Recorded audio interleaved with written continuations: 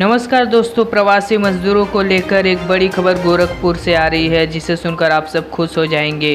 तो चलिए शुरू करते हैं इस खबर को पूरे विस्तार से। खबर शुरू करने से पहले वीडियो को लाइक करें। भारतीय रेलवे द्वारा फंसे हुए लोगों को ले जाने के वास्ते विशेष श्रमिक रेलगाड़ियों की प्रक्रिया जारी है। लॉकडाउन की वजह से महाराष्ट्र में फंसे 2127 मजदूरों को लेकर 2 विशेष रेलगाड़ियां सोमवार को गोरखपुर पहुंची। इस बात की जानकारियां उप जिलाधिकारी गौरव सिंह सोगरवाल ने दी।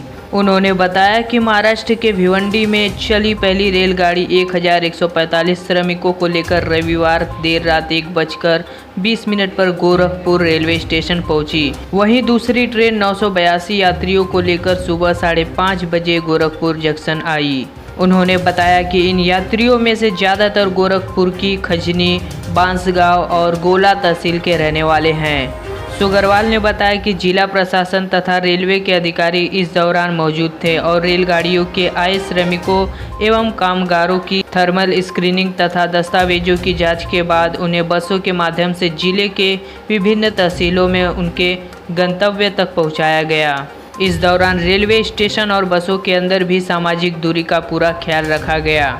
भिवंडी के हथकरघा कारखाने में काम करने वाले मजदूर राम सबद ने अपने घर लौटने पर कहा, मुझे खुशी है कि मैं आखिरकार अपने घर पहुंच गया। रास्ते में हमें खाना पीना सब दिया गया।